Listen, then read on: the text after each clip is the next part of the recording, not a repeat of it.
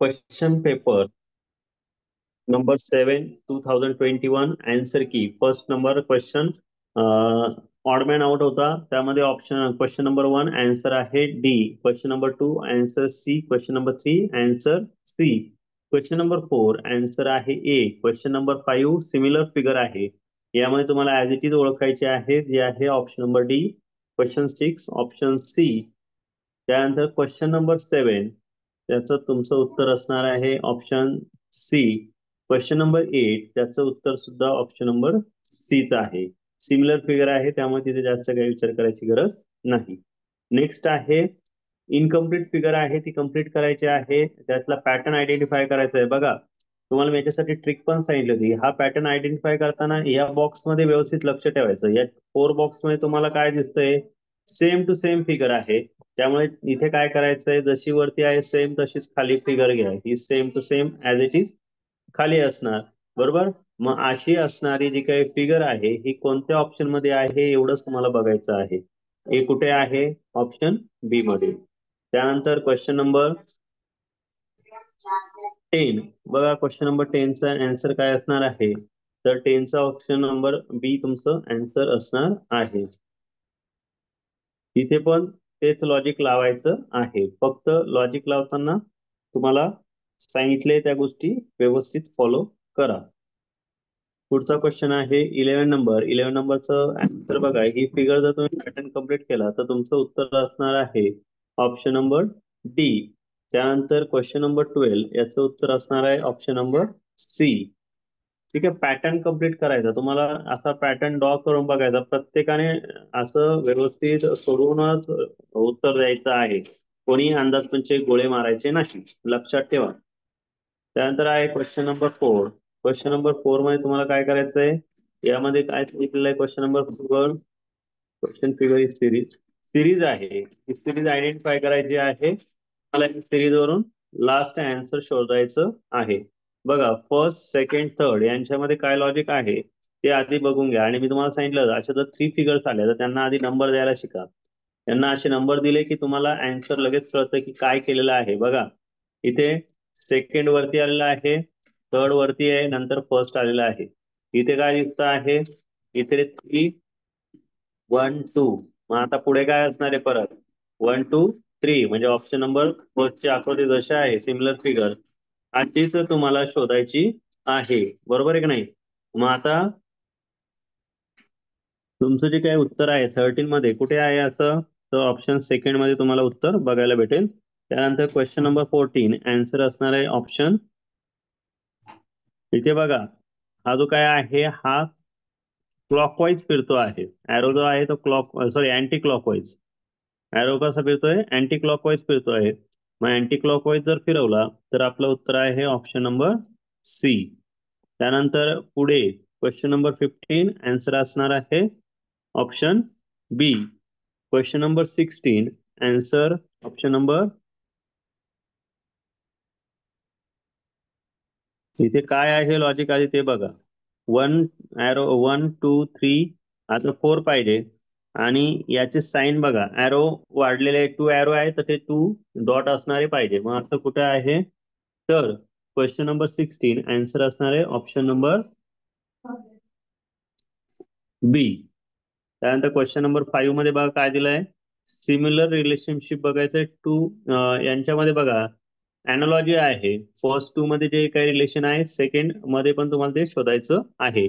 बीची mirror image दिलेली आहे, मग हिची मिरर इमेज तुम्हाला आयडेंटिफाय करायची आहे, जे ऑप्शन नंबर ए मध्ये आहे. नेक्स्ट क्वेश्चन नंबर 18 याचं उत्तर असणार आहे, बघा या दोघांमध्ये काय लॉजिक आहे. ही जी काही फिगर आहे ती अपोजिट डायरेक्शन मध्ये फिरवली आहे. सो अपोजिट डायरेक्शन मध्ये फिरवली तर आपलं उत्तर काय असणार आहे, ऑप्शन सी. त्यानंतर 90 नंबरचा क्वेश्चन आहे, ज्याच्यामध्ये बघा इथे काय दिसतंय, सरळ लाईन होत्या तिथे. क्वेश्चन चेंज झालाय का, हा, तिथे डॉट आलेले आहे 4 याच्यामध्ये. इथे आडव्या लाईन आहे, मग आपल्या आडव्या जरी आल्या तर त्याच्यामध्ये काही चेंज होणार आहे का,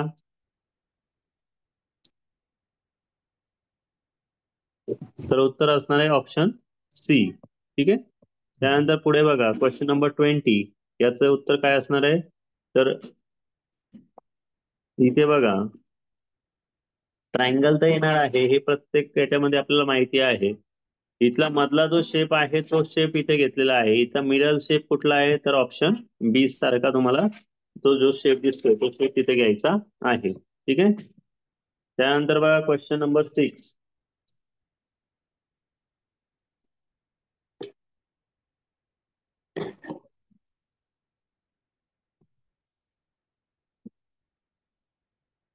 ऑब्झर्व करा काय दिसतंय बघा. पॅटर्न कम्प्लीट करायचा आहे. आता सेम पॅटर्न कुठे आहे,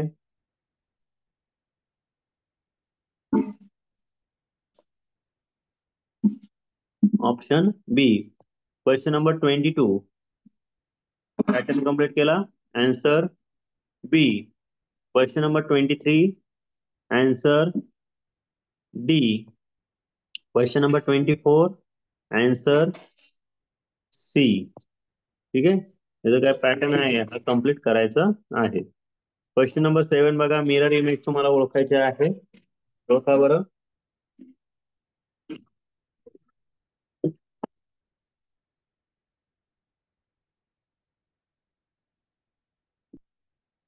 या ठिकाणी बघा क्वेश्चन नंबर 25. याचा मिरर इमेज घेताना आधी काय येणार आहे, ट्रायंगल येणार आहे. याच्यामध्ये नो चेंज असेल. हा ट्रायंगल पण नो चेंज. नंतर ॲरो असेल, arrow no change as it is. अशी फिगर तुमची असणार आहे. ही कुठल्या ऑप्शन मध्ये तुम्हाला दिसते आहे, तर बघा ऑप्शन नंबर 4 मध्ये तुम्हाला सेम फिगर दिसेल. नंतर क्वेश्चन नंबर 26 बघा. तुम्हाला मी सांगितलं होतं याचे जर 2 पार्ट्स केले तर लेफ्ट पार्ट राईट साईडला, राईट पार्ट लेफ्ट साईडला घ्या. मग याच्यावरून तुम्ही जर उत्तर शोधलं तर तुमचं उत्तर असणार आहे ऑप्शन ए. 27 याच्यामध्ये काय येणार, आधी प्लस, सॉरी, स्क्वेअर प्लस आणि ट्रायंगल. मग 27चं आन्सर कुठे आहे,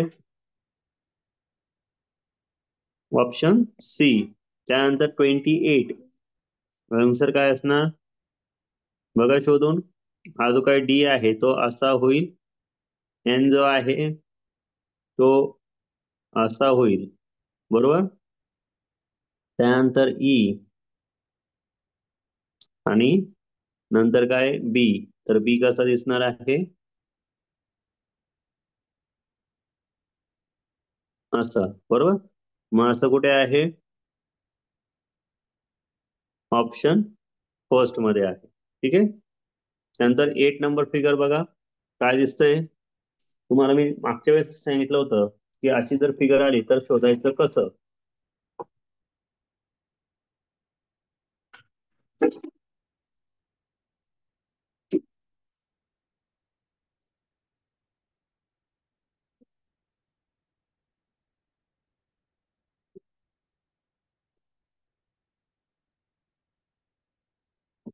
लाईन ड्रॉ केलेली आहे, एवढं तर डेफिनेटली त्याच्यामुळे काय होणार आहे, 4 पार्ट होतील. ठीक आहे. इथे लाईन ड्रॉ केली म्हणजे आपले फिगर कसे असणार आहे, ऑप्शन ए सारखे असेल.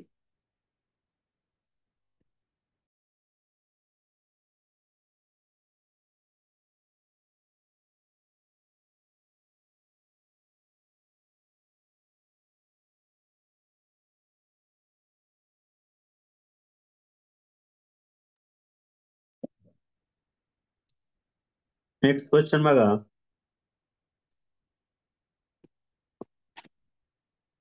लॉजिक लक्षात आली सगळ्यांना. हो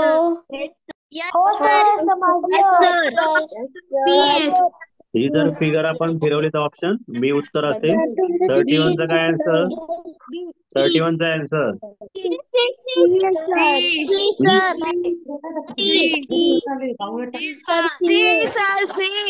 सी येणार, बरोबर. सी करेक्ट आन्सर असेल. त्यानंतर बघा क्वेश्चन नंबर 32. पॅटर्न बघा असं कुठे आहे, hello sir C C option असेल, सी. हा 32चं सी. तर ह्याच्या आधीची जी टेस्ट आहे ना त्याचा आन्सर तुम्ही आन्सर की शेअर करता का ग्रुपवर. बरं, टाकतो तुम्हाला, क्लास झाल्यानंतर टाकतो. हो हो हो. चला नेक्स्ट क्वेश्चन. तुमचं 16 चुकलंय. कुठला 16 बघू आपण. 16 काय चुकलं सर? बरोबर आहे. हे चुकलं सर. 16 नाही वे, बी चे. इथे बघ ना, इथे 2 एरो आहे, याच्यामध्ये नो चेंज आहे. बरोबर, हे 3 फिगर वरती येणार आणि एरोच्या अपोजिट येणार. ऑप्शन बीच करेक्ट आहे, चुकेल नाहीये. तेच आन्सर आहे. मधलं चुकलं होतं. हा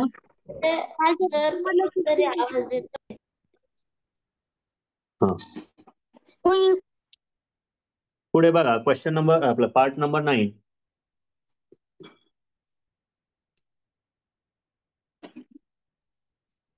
तुकडे जोडून आकृती कंप्लीट करायची आहे.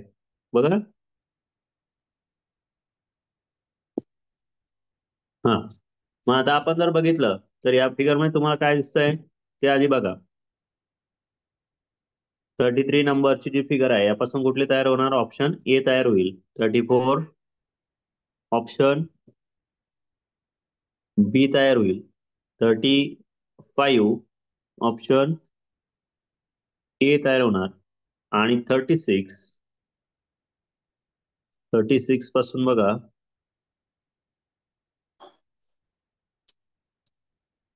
ऑप्शन फर्स्ट तयार होईल. ठीक आहे.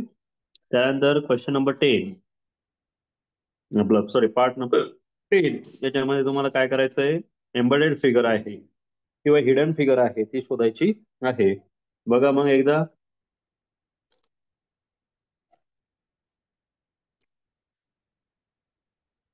ऑप्शन ए मध्ये याचं उत्तर तुम्हाला मिळेल.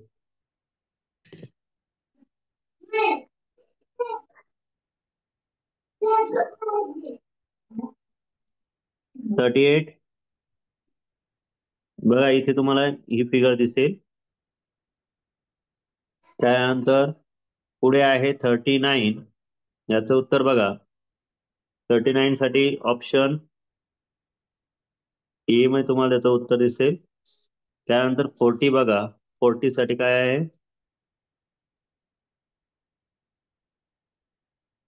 आता ही जर फिगर बघितली अशी तर तुम्हाला इथे दिसेल बघा. हो सर, काय झालंय?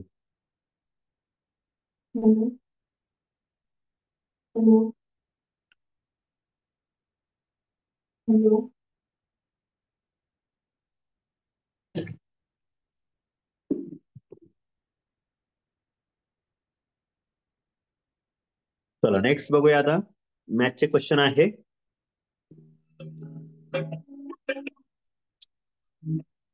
क्लास चालू आहे, नंतर कॉल कर.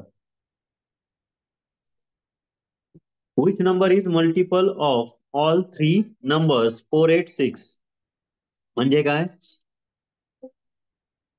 4, 8, 6 चा एलसीएम घ्यायचा आणि त्या एलसीएम च्या टेबल मध्ये येणारा यातला तुम्हाला काय करायचं आहे? 3 डिजिट नंबर घ्यायचा आहे. Sorry, which number is multiple of, इथे याचा एलसीएम घ्या आधी. एलसीएम काय येतो?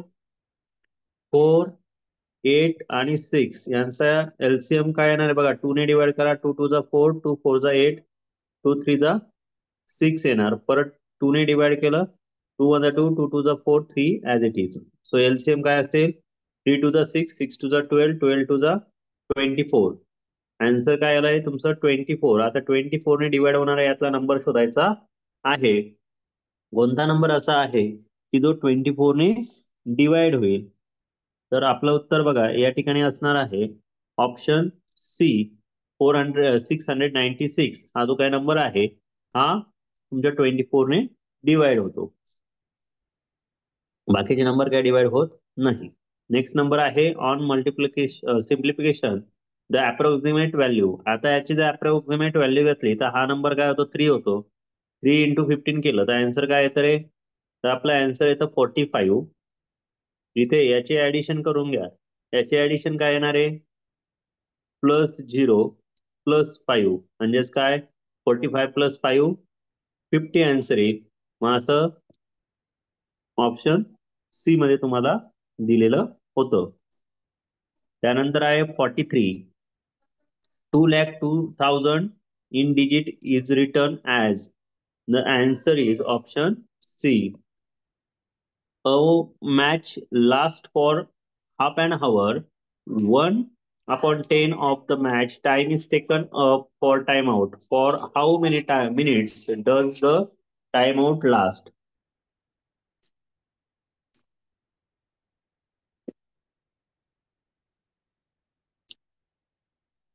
एक मॅच आहे, किती वेळाची आहे?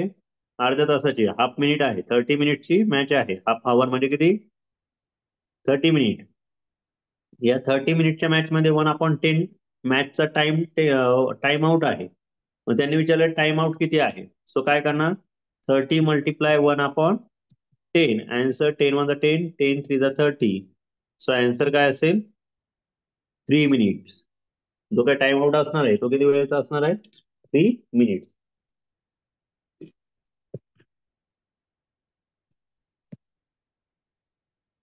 Next question number 45. The simplification of 13 plus 6 multiply 7 divided by 11/3 minus 12 minus 4 multiply 2. आधी ब्रॅकेट दिले, ते सगळे ब्रॅकेट सोडून घ्या. म्हणजे आपण इथे काय लिहिणार? 13 प्लस 6 7 होतात 42. 42 प्लस 13 किती होतील रे? 42 प्लस 13, 3 प्लस 2 5, 55 होतात. ठीक आहे, इथे घेऊया 55. 3 मल्टिप्लाय 55 डिवाइड 11 3 होतील 33 मायनस 12 मायनस 4 2 8, 12 मायनस 8 रिमेन राहतात 4. ओके, आता डिवायडेशन मध्ये हे केलं तर आपलं उत्तर काय येईल?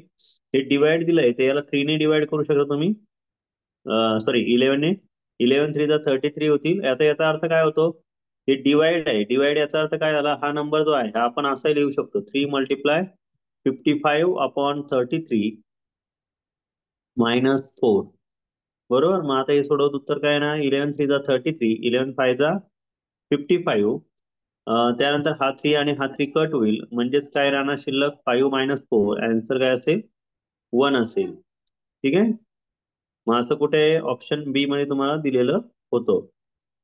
येते लक्षात कसं सोडवायचे? Yes sir. सर 44 नाही कळालं. सर मी हे किती वेळेस सांगितलेलं आहे? 30 मिनिटचा 1/10 किती येणार आहे?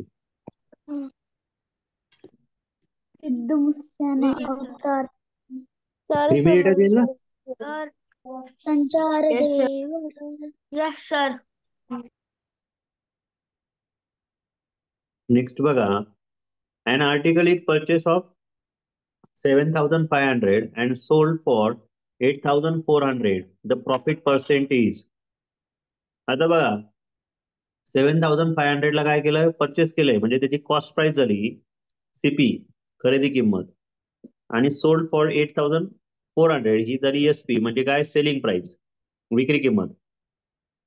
प्रॉफिट पर्सेंट विचारलंय, त्याच्या आधी तुम्हाला प्रॉफिट किती आहे तो माहित पाहिजे. आणि त्याच्यासाठी तुमचा प्रॉफिटचा फॉर्म्युला पण तुमचा लर्न असेल तरच तो तुम्हाला सोडवता येईल. अदरवाईज तुम्हाला तो सोडवता येणार नाही.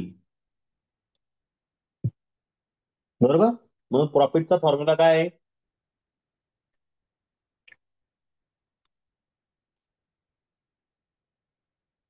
तर बघा, आपला profit is equal to formula आहे profit is equal to SP minus CP. मराठीमध्ये नफा बरोबर विक्री वजा खरेदी. मग आन्सर काय असेल आपला? सेलिंग प्राइस किती होती? 8,400 मायनस 7,500. किती टोटल प्रॉफिट झाला आहे? 900 रुपीजचा प्रॉफिट झाला की नाही? पण त्यांनी प्रॉफिट पर्सेंट विचारलेला आहे. मग आपली प्रॉफिट पर्सेंट असेल तर शेकडा नफा किंवा profit percent is equal to formula दिला आहे तुम्हाला profit into 100 divide by cost price. So profit किती झालाय? 900 मल्टिप्लाय काय करणार? 7,500 सॉरी अपॉन 7,500 मल्टिप्लाय 100 करा. इथे जर सोडवलं तर उत्तर काय येणार 120 कट 120 कट. त्यानंतर 25 ने डिवाइड करा. 25 3 चा 75 आणि इथे 25 3 चा 75 रिमेंडर राहिले 15. इथे 6 येणार. 3 ने डिवाइड करा. आन्सर येणार 12. सो तुमचं जे काय उत्तर आलंय त्याचं उत्तर काय असणार आहे 12%चा त्याच्यामध्ये काय असणार आहे प्रॉफिट झालेला दिसेल. सगळ्यांनी हा फॉर्म्युला व्यवस्थित राईट करून घ्या, लिहून ठेवा. समजलं काय उदाहरण? हो सर. Yes, हो sir. सर. Yes, sir. मराठीतून द्या ना फॉर्म्युला. Yes sir. सर मराठीतून द्या ना फॉर्म्युला. मराठीतून पाहिजे घ्या. नफा बरोबर विक्री वजा खरेदी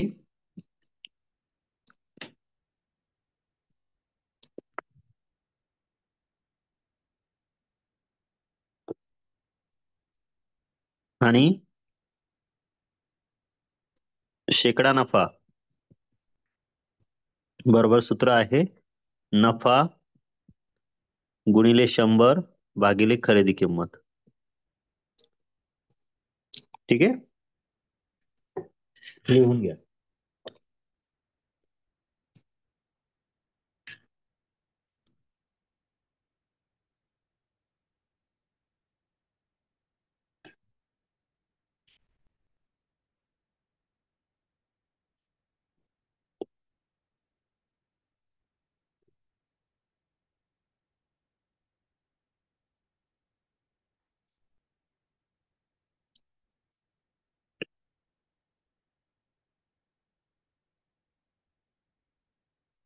नेक्स्ट क्वेश्चन बघा. Question number 47. What is the sum of the first 4 prime numbers?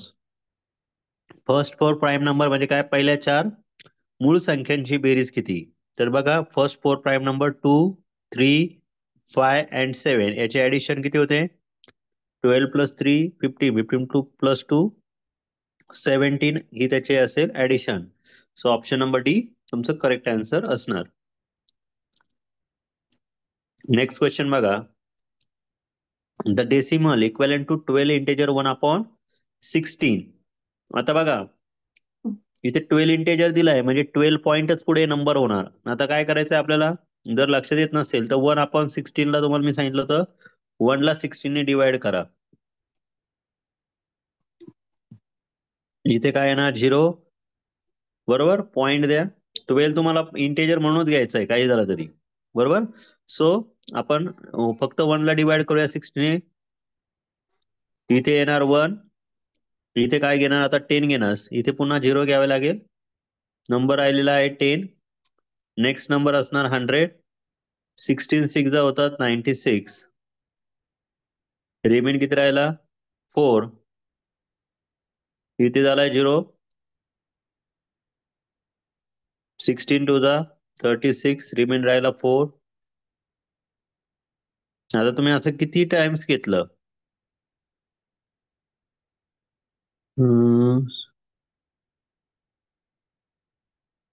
4 16 2 जा 32. रिमेन राहिला 8 आणि इथे होतील 80. 16 5 जा होतील 80. ठीक आहे, इथे 0 येणार. मग आता आपण जर हे सोडवलं तर आपलं उत्तर किती आलंय 0.625. म्हणजेच आपण हे लिहिताना काय लिहिणार 12.0625. मग असं तुम्हाला कुठल्या ऑप्शन मध्ये उत्तर दिसतंय बघा बरं. तर ऑप्शन नंबर सी मध्ये तुम्हाला हे करेक्ट आन्सर दिसेल. ठीक आहे, समजतंय सगळ्यांना? No sir. Yes, sir.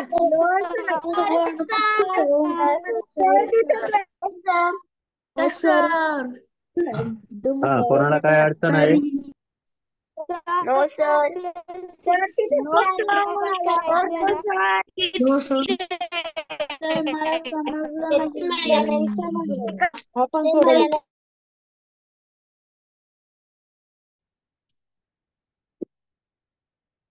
ज्याला अडचण असेल ना फक्त त्यालाच बोलून द्यायचा, बाकीच्या मध्ये मध्ये बडबड नका करत जाऊ. तर काय अडचण आहे फक्त तोच बोलल, बाकी दुसरं कोणीच बोलणार नाही. सर तर तुम्ही याला तिथे सूत्र नाहीये का? सांगितलं ना हा सर बोल तिथे विषय. काय तर घेतलं याला तुम्ही तिथे सूत्र नाहीये सांगितलं का? किती झिरो घेतले तरी मग चालतील. आता 0 पॉईंट मग त्याच्यानंतर किती पण झिरो घेतले तरी इथे मग हा 12 आन्सर होता म्हणून आपण इथे 12 इंटिजरच घेतला, बरोबर. आणि आपण 1ला 16 ने जर डिवाइड केलं तर असे याच्या पुढे किती शून्य घेतले तर काही अडचण नाही. मी तुम्हाला याआधीच सांगितलं होतं. म्हणजे 1 बाय 1 एक एक शून्य तुम्ही खाली खाली घेत गेले. ठीक आहे. हो. एका वेळेस फक्त 1च झिरो ऍड करायचं, घ्यायचं आहे तिथे, जास्त घ्यायचे नाही. फोनचे प्रॉब्लेम विराज चांगले, काय अडचण आहे रे तुझा फोनचा?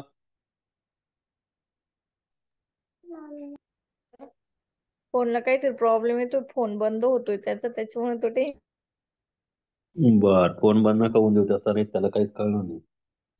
चला पुढचा प्रश्न, पुढचं सर याला सूत्र नाहीये का? काय?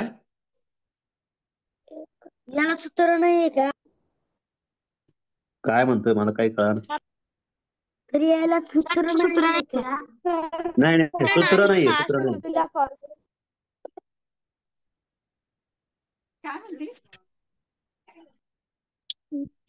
प्रत्येक उदाहरणाला सूत्र नसतं, ते समजूनच सोडून घ्यावे लागत, सोडवायचे असतात. ठीक आहे.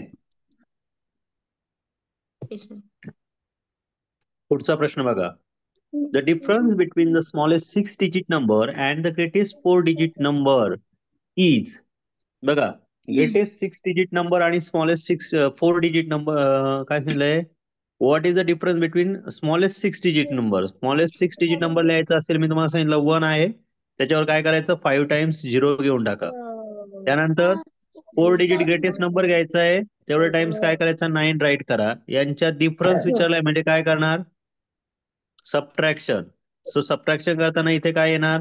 10, इथे 9, इथे पण 9, इथे पण 9, इथे 9च असणार. ठीक आहे. मग आता उत्तर 10 मायनस 9 1, ते 0 0 0 आणि 9. सो तुमचा आन्सर काय असणार? 90,001. ऑप्शन नंबर सी हे तुमचं करेक्ट उत्तर असेल. ठीक आहे. पुढचा question. Find the approximate value of the following expression in whole number. आता हे होल नंबर्स मध्ये घ्यायचं झालं तर याचं एक्सप्रेशन मध्ये काय होईल? 350 इंटू 50 प्लस याने जर सोडवून घेतलं आपण तर उत्तर काय येईल? 31. आणि हे म्हणजे 630 डिवाइड बाय 30 घेतलं तरी चालेल. तर तुमचं उत्तर काय येईल? याचं मल्टिप्लिकेशन बघा, आधी मल्टिप्लिकेशन करा आणि याची डिवायडेशन करा. याचं उत्तर येईल तुमचं 31. नाही, 32 जा 16, 31 जा 30 प्लस इकडे 50 52 25. इथे 0 लिहा, इथे 0 लिहा. 5 5 जा 25, 5 3 जा 15, 15 प्लस 2 17. याचे ऍडिशन केले काय येणार? 17,521. हे असेल तुमचं आन्सर, जे ऑप्शन नंबर डी मध्ये तुम्हाला दिलेलं आहे. ठीक आहे. अप्रॉक्सिमेट कसं घ्यायचं हे तुम्हाला मी शिकवलेलं आहे. अप्रॉक्सिमेट घेताना 349 राऊंड फिगरली काय होणार आहे? 350 होईल. हा 51 चा 50 होईल, 632 चा 630 होईल आणि 31 चा 30 घेणार. ओके, राऊंड फिगर घेताना.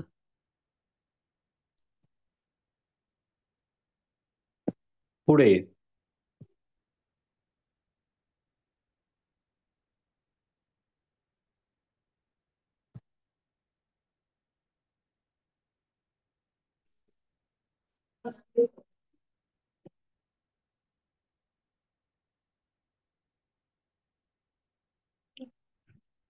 चला नेक्स्ट क्वेश्चन.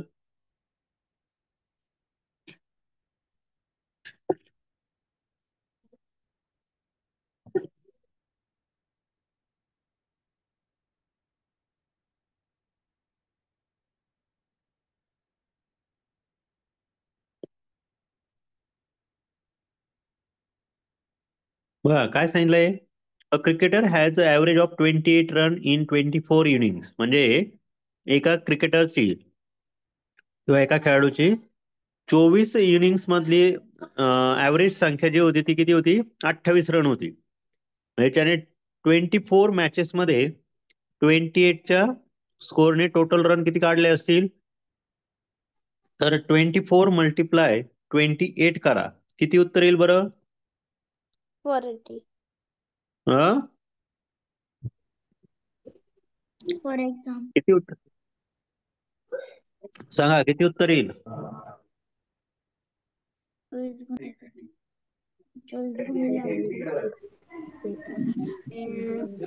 28 फोरचा किती होतात? 112 ना. 670.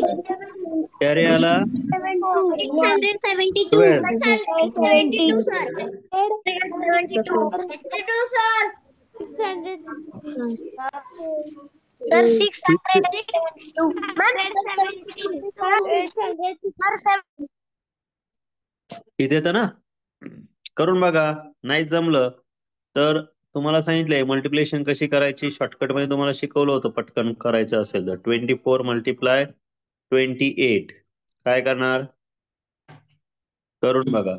2 2 जा 4, 2 4 जा 8 आणि 8 2 जा 16, 8 4 जा किती रे? 8 4 जा 32. ठीक आहे. इथे लिहा 2, इथे 2 4 जा 8. 8 प्लस 3 11, 8 आहे ना. 8 प्लस 3 11, 11 प्लस 6 17. कॅरी आला 1. 4 प्लस 1 5, 5 प्लस 1 6, 672. ठीक आहे.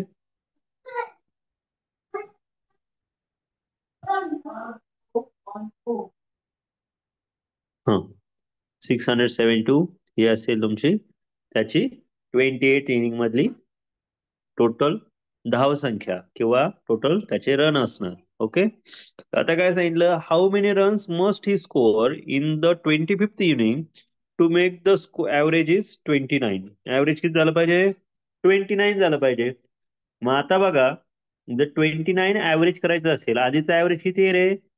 तर ऍव्हरेज आहे आधीचं 28 रन. आता 1 ने ते वाढवायचं आहे. 28चं काय करायचंय? 29. मग ते फक्त एवढंच वाढेल का रे? नाही. तर त्याने टोटल किती इनिंग खेळलेले आहे? तर त्याने टोटल खेळलेल्या इनिंग आहे 24. बरोबर. आता त्याचं नवीन स्कोर करायचं आहे 29. म्हणजे ती वाढताना किती वाढेल? 25 ने त्यात ऍड होतील. बरोबर नाही? हे 25 पण त्यात ऍड होतील ना. आधीचा तो काही 29 घ्यायचा की नाही आपल्याला आता स्कोर. मग आता काय? त्याचा टोटल स्कोर काढायचा असेल तर आपल्याला घ्यावं लागेल 25 मल्टिप्लाय 29. मग आपल्याला जर आपण हे सोडवलं 25 इंटू 29 आन्सर 25 इंटू 29. आता डायरेक्टलीच करतो मी. 25 9 दा होतात 225. कॅरी आला 22. 25 2 जा होतात 50. 50 प्लस 22 आन्सर येणार 72. आता यांची सबट्रॅक्शन केली तर 7 आणि 25 मधून 672 मायनस करा. किती उत्तर येतं? 5 मायनस 2 3, 12 मायनस 7 5 आणि इथे 0 येणार. 53 आन्सर येतं जे आहे ऑप्शन डी मध्ये. आता तुम्हाला याच्यासाठी आणखी एक शॉर्टकट पण सांगतो. इथे त्याने टोटल खेळलेल्या युनिक्स किती ते बघा. तर त्यांनी खेळलेल्या इनिंग्स होत्या टोटल आधी 24 आणि नवीन किती खेळतोय तो? तर त्याच्यानंतर तो खेळणार आहे 28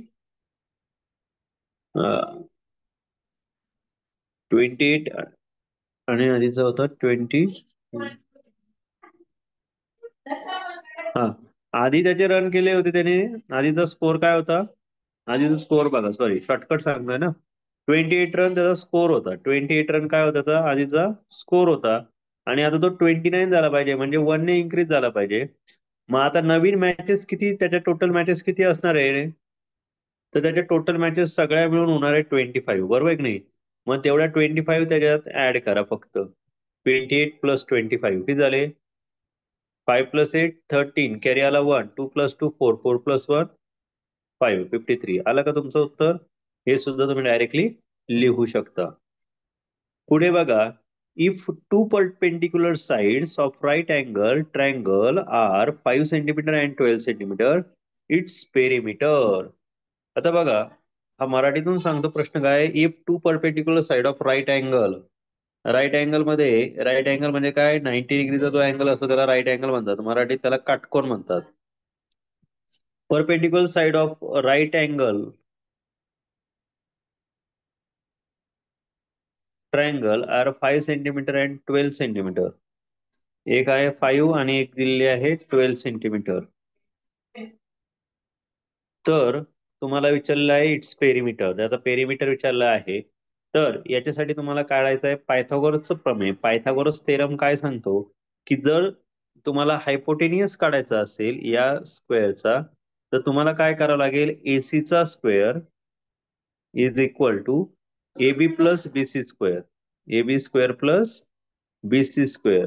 सो एबीचा स्क्वेअर घेतला तो काय असणार आहे, फायचा स्क्वेअर इथे घ्यावा लागेल, फायचा स्क्वेअर प्लस BC म्हणजे काय 12 चा स्क्वेअर. आन्सर काय असणार 25 प्लस 144, आन्सर असणार आहे 169. म्हणजे तो तुमचा एसी आहे किंवा जो डायगोनल आहे तो काय असणार आहे, AC is equal to AC square is equal to 169 आहे. एसी इज इक्वल टू काय असेल, याचा स्क्वेअर रूट 169 कशाचा स्क्वेअर आहे, तर तो आहे 13 चा स्क्वेअर. सो एसी मिळाला आहे तुम्हाला 13, पण त्यांनी तुम्हाला एसी नाही विचारलाय. हा पायथागोरसचा ट्रिपलेट आहे याच्यामध्ये, बरोबर. मग तुम्हाला हे कळालं की हे काय आहे, 13 आली. त्यांनी विचारलंय पेरिमीटर, याची जर ऍडिशन केली 12, 13 आणि 5 तर किती होते, ते होते 0, 30. ते ऍडिशन किती होते 30. मग त्याचा त्याचा जो काही पेरिमीटर असणार आहे तो पेरिमीटर किती असणार आहे 30, कारण पेरिमीटरचा फॉर्म्युला काय आहे, ऑल साइड्स ऍडिशन, किंवा जेवढ्या बाजू असतील त्या सर्व बाजूंची काय करायची आपल्याला, बेरीज करायची आहे. मग साइड किती मिळाली आहे, एक होती 5, दुसरी होती 12 आणि तिसरी साइड आपण काढली आहे पायथागोरसच्या थेरम नुसार, ती आहे 13. ठीक आहे, अशी टोटलची जी ऍडिशन केली ती किती येते, तर ती येते 30 सेंटीमीटर. पुढचा प्रश्न बघा. Okay. 53. A train started from Delhi at 8:15 a.m. and reached Ajmer 2:30 p.m. The time taken by the train to reach Ajmer to Delhi. मी तुम्हाला याच्यासाठी एक ट्रिक शिकवली होती. 2:30 p.m. दिलेला आहे आणि हा 8:15 a.m. दिलेला आहे. जो PM चा टाइम आहे तो 24 आवर मध्ये कन्वर्ट करा, काय होईल, 24 आवर क्लॉक मध्ये कन्वर्ट केला तर तो होईल 14:30. या टायमिंग मधून मॉर्निंगचा हा जो काही टायमिंग आहे 8:15 हा फक्त लेस करा किंवा मायनस करा, तुम्हाला आन्सर मिळून जाणार. काय येणार, 30 - 15 15 आणि 14 - 8 आन्सर असणार 6:15. So our answer is option number B, 6 hours and 15 minutes. Next question आहे, x upon 25 is equal to 196 upon x. So x is equal to, इथे आन्सर काय असणार तुमचं, x into x is equal to काय घेणार, 25 into 196. मग आता इथे x इंटू x आहे, पण त्यांनी विचारला कशाचा आहे, x ची व्हॅल्यू आहे, म्हणून आपण फक्त याला 1 टाइम घ्यायचा आहे, म्हणून इथे फक्त x घेणार. आणि हा 25 आहे, हा कशाचा स्क्वेअर आहे रे, हा आहे 5 चा, म्हणून तो 1 टाइम घ्या. आणि 196 हा जो आहे हा 14 चा स्क्वेअर आहे, यांची मल्टिप्लिकेशन करा, म्हणून x is equal to answer असेल 14 इंटू 5 70. ओके, नेक्स्ट क्वेश्चन बघा. ऑप्शन नंबर कुठे आहे हे उत्तर, हे आहे ऑप्शन नंबर बी मध्ये तुमचं correct answer. Next question, what is the largest number which divide 270 and 426, leaving the remainder 6 in each case. मग काय करायचं, डायरेक्टली डिवाइडच करून बघा, कोणत्या ऑप्शनने तुमचं उत्तर येतं की ज्याने 270 ला आणि 426 ला डिवाइड केलं तर रिमाइंडर 6 रिमेन राहतो. तर बघा, असं तुम्हाला कोणत्या ऑप्शन मध्ये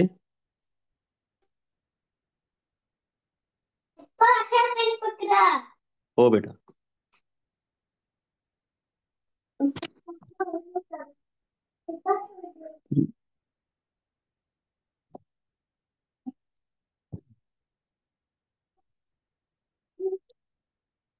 what is the largest number which divide to 70 and 4 6 reminder राहतो ना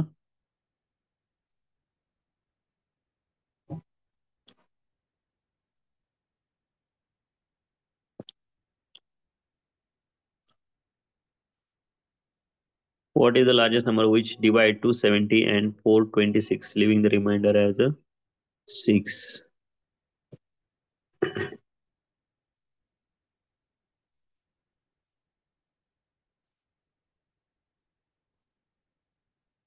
बघा जर आपण ऑप्शन नंबर ए घेऊन बघूया 12 ने 270 ला डिवाइड करा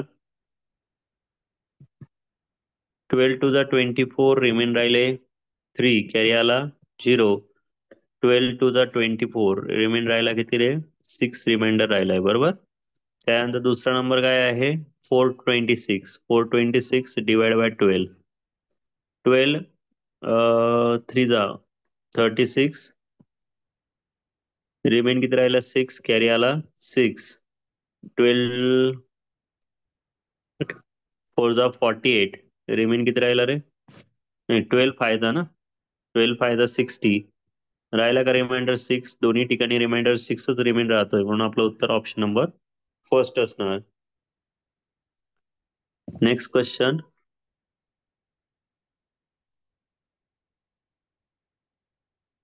question number 55 in a school 3/5 of children are boys and the number of girls is 800 the number of boys are बघा गर्ल्स किती आहे 3/5 याचा अर्थ काय रे जर स्कूलमध्ये टोटल जे काही पर्सन किंवा बॉईज किंवा आणि गर्ल्स घ्यायचे असतील तर ते किती असणार आहे त्याचे टोटल पार्ट केले आहे 5 किती पार्ट केले 5 बरोबर या 5 पार्ट्स मध्ये त्यांनी काय सांगितलं 3 पार्ट्स कोण आहे गर्ल्स आहे सॉरी बॉईज आहे म्हणजेच काय 2 पार्ट्स कोण असणार गर्ल मग त्यांनी सांगितलं ह्या 2 पार्ट्स म्हणजे 800 गर्ल्स आहे बरोबर मग याचा अर्थ बॉईज किती असतील रे याचा अर्थ काय झाला 1 पार्ट किती असणार 400चा मग 4 × 3 किती झाले 1200 येतील का उत्तर ऑप्शन नंबर सी ठीक आहे लक्षात ठेवा जर 3/5 दिलेला आहे याचा अर्थ काय झाला तर हे लिहिताना आपण 3/5 प्लस 2/5 घेतला तरच आपला आन्सर 5/5 येणार आहे ठीक आहे मग 3 पार्ट त्यांनी सॉरी 2 पार्ट्स म्हणजे गर्ल्स आहे ते आहे 800 आणि म्हणजेच 3 पार्ट काय असणार आहे तर ते असतील 1200 ऑप्शन नंबर सी तुमचं करेक्ट उत्तर असेल नेक्स्ट क्वेश्चन बघा the sum 7.7 7.07 7.007 and 77.07 फक्त ऍडिशन करायची या नंबरची मग कशी करणार addition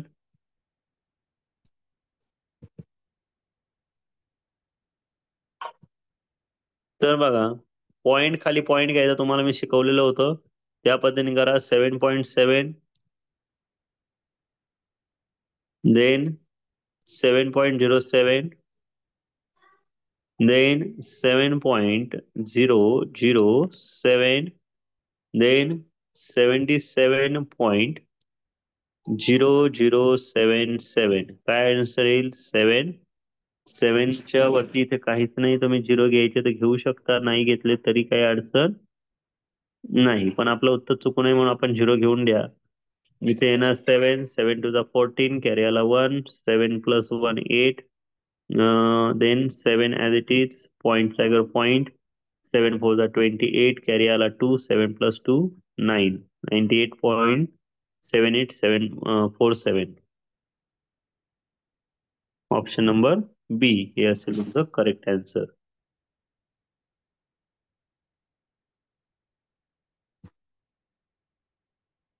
next question A buys a radio 3/4 of the mark price and sell it 20% more than mark price. What is its gain percent? आता या ठिकाणी लक्षात ठेवा, एने किती रुपयाला घेतलाय माहित नाही, पण त्याने 3/4 प्राइसला काय केलाय, सेल केलाय. आणि इथे पर्सेंटेज दिले. ज्यावेळेस आपल्याला एखादी संख्या माहित नसते आणि पर्सेंटेज मध्ये दिलेलं असतं, त्यावेळेस पूर्ण नंबर आपण 100 घ्यायचा. किती घ्यायचा? 100. लक्षात ठेवा, आता 100 मध्ये काय सांगितलं, 3/4 प्राइसला मार्क प्राइस 100 आहे असं समजूया. त्याच्या 3/4 प्राइसला घेतलं, म्हणजे याची जर 3/4 प्राइस काढली तर किती येणार आहे? 4 टू द 8, रिमेंड राहिला 2, 4 5 दा 20, बरोबर. 25 इंटू 3 75. म्हणजे त्यांनी काय केलं, मार्क प्राइस होती 100, 100 ची वस्तू घेतली 75 ला, बरोबर. आणि सेल करताना it's sell it 20% more than mark price. म्हणजे मार्क प्राइस 100 पकडली होती आपण, जर 100च्या वस्तू 20% एक्स्ट्रा घेतली तर किती होतील? 120 घ्यावे लागतील, बरोबर की नाही. मग आपण आता ही बघा, ही झाली त्याची सेलिंग प्राइस. एसपी दिलेली आहे 120 आणि कॉस्ट प्राइस किती आहे, तर ती आहे 75. त्यांनी काय सांगितलंय, what is as gain percent. त्यांनी त्याचा पर्सेंटेज विचारलं आहे. मग आपल्याला काय करायचंय, 120 मायनस 75 करा.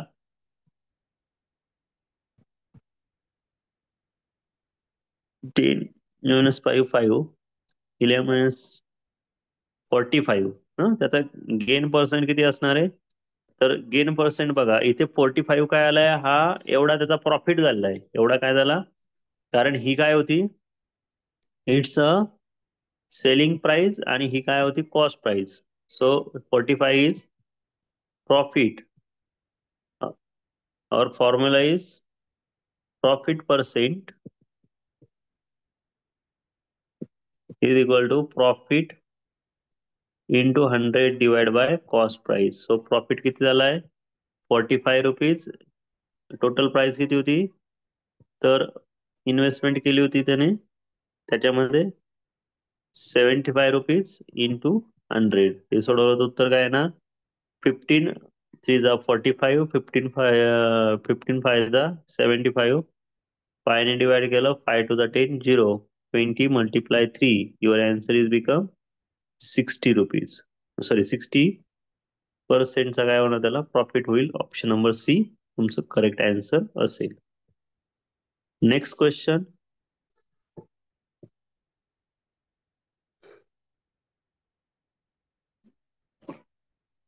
आन्सर राहिला असेल त्याने लिहून घ्या.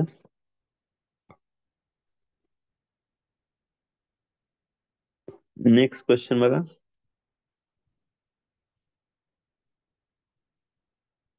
Give that 154 into 18 2772. Then what is 27.72 divided by 1.8. आता इथे बघा, पॉईंटची दोन गोष्टी सांगितल्या. इथे पॉईंट आफ्टर फर्स्ट नंबर मध्ये किती 2 नंबर आहे आणि इथे किती 1 नंबर आहे. सो पॉईंट मध्ये काय होते, डिवायडेशन असेल तर सबट्रॅक्शन होते. म्हणजेच 1 पॉईंट जे आन्सर येणार त्याच्यावर तुम्हाला 1 पॉईंट लिहायचं आहे. ऑलरेडी आन्सर त्यांनी दिलाय 27.2772, बरोबर. मग आता इथं काय करायचं तुम्हाला, याला जर याने डिवाइड केलं तर तुमचं उत्तर 154 येणार आहे की नाही. 154 वर 1 पॉईंट म्हणजेच काय उत्तर येईल, 15.4, जे ऑप्शन नंबर बी मध्ये तुम्हाला दिलेलं आहे. नेक्स्ट क्वेश्चन बघा. A sum of money will double itself in 16 years.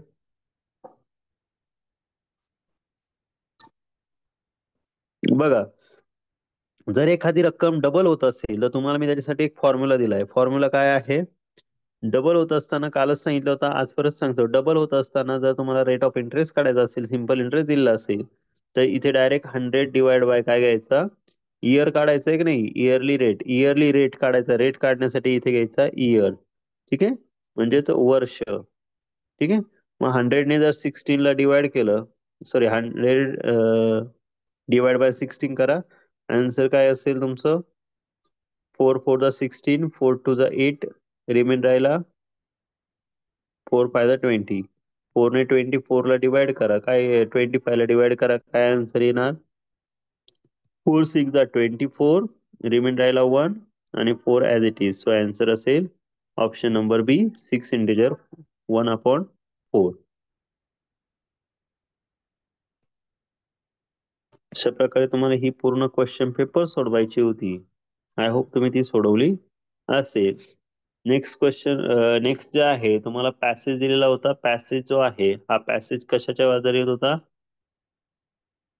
Tug of water game. Okay,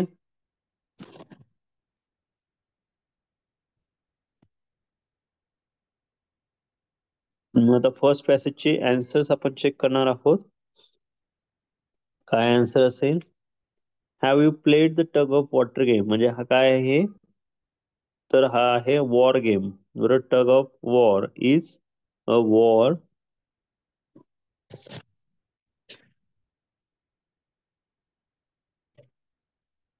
हा काय गेम आहे? Tug of war is a game. In tug of war we do काय करतो? Rope pulling. नंतर the end of the rope is held by the dash member of team. याचं उत्तर काय असेल? तर रोप पुलिंग मध्ये स्ट्रॉंगेस्ट मेंबर जो असतो तोच तिथे करत असतो. बरोबर, इथे दिलंय बघा.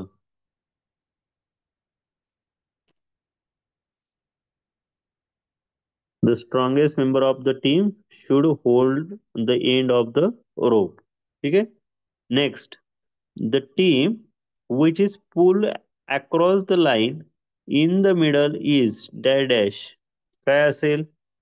तर त्याचं उत्तर असतं लुजर. ते असतात लुजर. बरोबर की नाही? नेक्स्ट क्वेश्चन बघा, 65 number. The word United means. तर युनायटेडचा मिनिंग होतो टुगेदर. टुगेदर म्हणजे एकत्र असणे. ठीक आहे. नेक्स्ट पॅसेज बघा. There are only two simple rule of the following weight loss for to lose weight to our maintain the weight. They are to eat the balanced diet and like the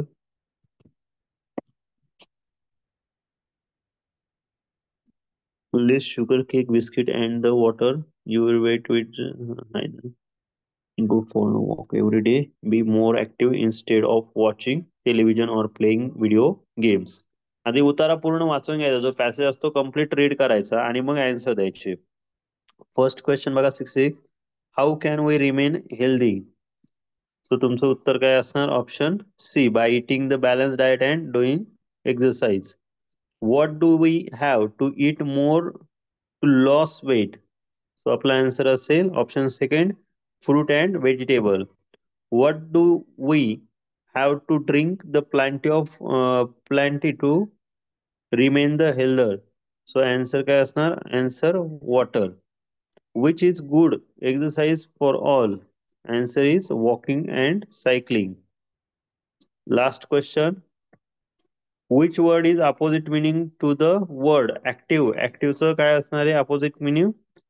तर लक्षात ठेवा, inactive हे आहे त्याच्या opposite. Next paragraph आहे. Deepak was excited. He was on the picnic on Sunday with the uncle and continued the Ria. He packed the backpack and his swimming kit, snacks and playing things. They started 6 a.m. in morning. It was a long drive and they reached the picnic spot 9 a.m. It was a farmhouse in a village. They walk around the village to see the paddy field and learn how the rice is grown. The climb tree and the mango and gabal. In the afternoon, they sat under the tree and had lunch. When uncle said it was time to return, how they wanted to stay longer because they like the village so much. First question, the word excited mean. Excited काय आहे? Excited means very happy. Deepak and his cousin enjoy the picnic.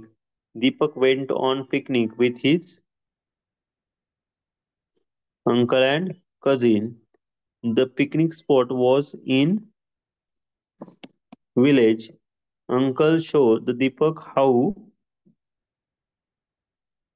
rice is grown.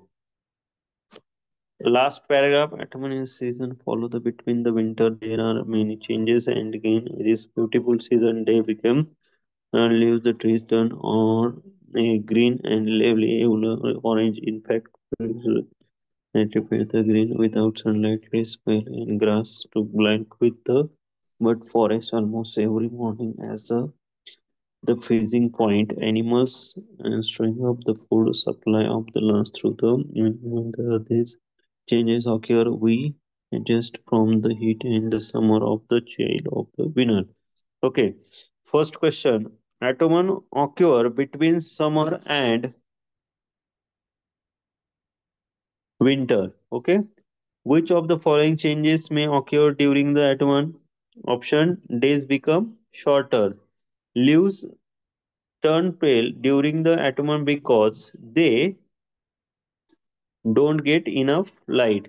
What do the animal begin to prepare for the end of the autumn? So answer is store food. Another word of the blanketed is answer cover with. Okay, अशा प्रकारे तुम्हाला हे सोडवायचं होतं ही question paper. I hope तुम्ही सोडवले असेल. इथे आपण थांबूया.